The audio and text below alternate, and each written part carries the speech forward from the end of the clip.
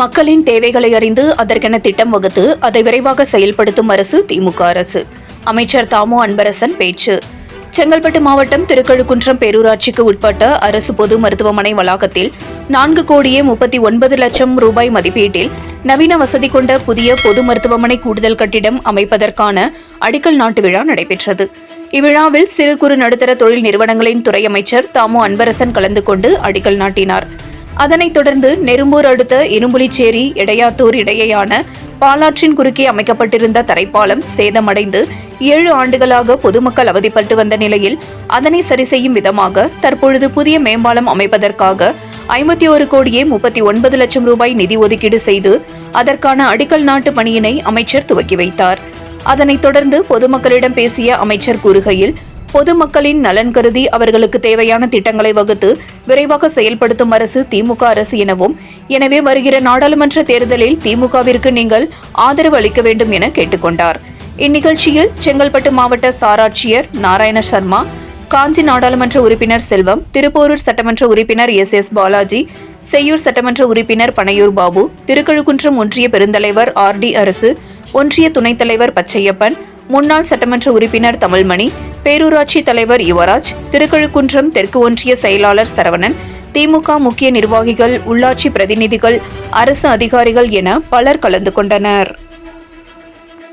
மக்கள் பயன்பாட்டிற்கு வர இருக்கிறது என்பதை நான் பெருத்த மகிழ்ச்சியோடு நான் தெரிவித்துள்ளேன்.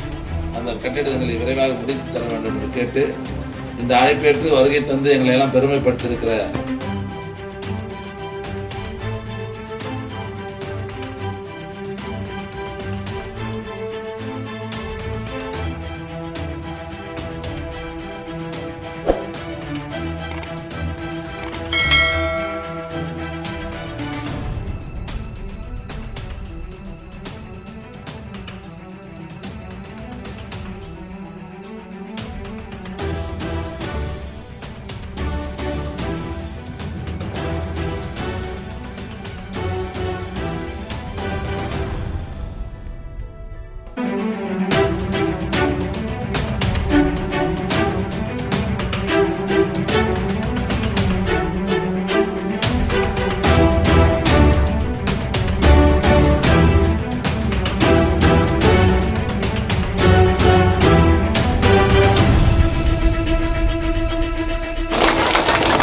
இந்த மாதிரி 10 வருஷமா எவ்வளவு கஷ்டப்பட்டிருப்பீங்கன்னு எங்களுக்கு தெரியும்.